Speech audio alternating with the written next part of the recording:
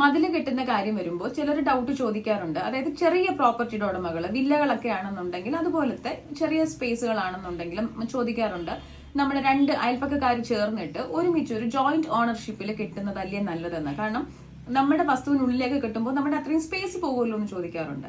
അപ്പം മനസ്സിലാക്കേണ്ട ഒരു കാര്യം, പരസ്പരം അങ്ങോട്ടും ഇങ്ങോട്ടും ഒരു പ്രശ്നമൊന്നും ഇല്ലെന്നുണ്ടെങ്കിൽ ജോയിന്റ് ഓണർഷിപ്പിൽ മതിൽ കെട്ടുന്നത് കൊണ്ട് കുഴപ്പമൊന്നുമില്ല. ടെനൻസ് ഇൻ കോമൺ എന്നാണ് പറയുന്നത്.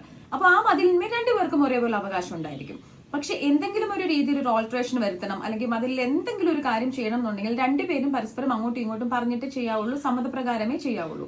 ഭാവിയിൽ ഒരു പ്രശ്നം ഉണ്ടായി കഴിഞ്ഞു കഴിഞ്ഞാൽ അതൊരു ഡിസ്പ്യൂട്ടിലേക്കും പിന്നെ കോടതി കാര്യങ്ങളിലൊക്കെ പോയ ചരിത്രങ്ങളും ഉണ്ട്, ഇപ്പോഴും നടക്കുന്ന കാര്യങ്ങളും ഉണ്ട്. ഇപ്പൊ ഒരു എക്സാമ്പിൾ പറഞ്ഞാൽ 10 സെന്റിമീറ്റർ വീതിയുള്ള ഒരു മതിലാണെന്നുണ്ടെങ്കിൽ അതിന്റെ 5 സെന്റിമീറ്റർ എനിക്ക് എന്റെ പ്രോപ്പർട്ടിയിലും 5 സെന്റിമീറ്റർ അയൽപ്പക്കക്കാരന്റെ പ്രോപ്പർട്ടിയിലുമായിരിക്കുമല്ലോ. അപ്പൊ അതിന്റെ നടുക്കൊരു ഇമാജിനറി ലൈൻ, അതായിരിക്കും യഥാർത്ഥത്തിലുള്ള ബോർഡർ എന്ന് വെച്ചിട്ടാണ് മതിൽ കെട്ടുന്നത്.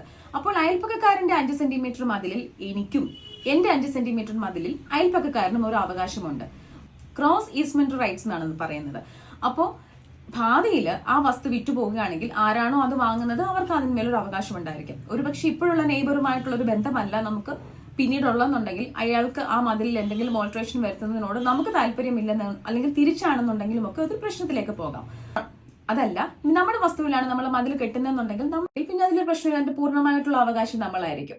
സോ അതാണ് അതിന്റെ വ്യത്യാസം. മറ്റേത് നമുക്ക് എന്ത് കാര്യം ചെയ്യാനും ഒരു കൺസെന്റ് ആവശ്യമുണ്ട്. ആ കൺസെന്റ് ചിലപ്പോൾ നെയ്ബർ വിറ്റുപോയാലും ആ ഈസ്മെന്റ് റൈറ്റ് അയാളിലേക്കും പോകും. അയാളുമായിട്ടൊരു പ്രശ്നം ഉണ്ടാവുകയാണെങ്കിൽ അതൊരു ചിലപ്പോൾ ഒരു വലിയ ഡിസ്പ്യൂട്ടിലേക്ക് പോകും. ഇതാണെങ്കിൽ അത് നമ്മുടെ ഉടമസ്ഥതയിൽ നിൽക്കും. മനസ്സിലായെന്ന് വിശ്വസിക്കുന്നു.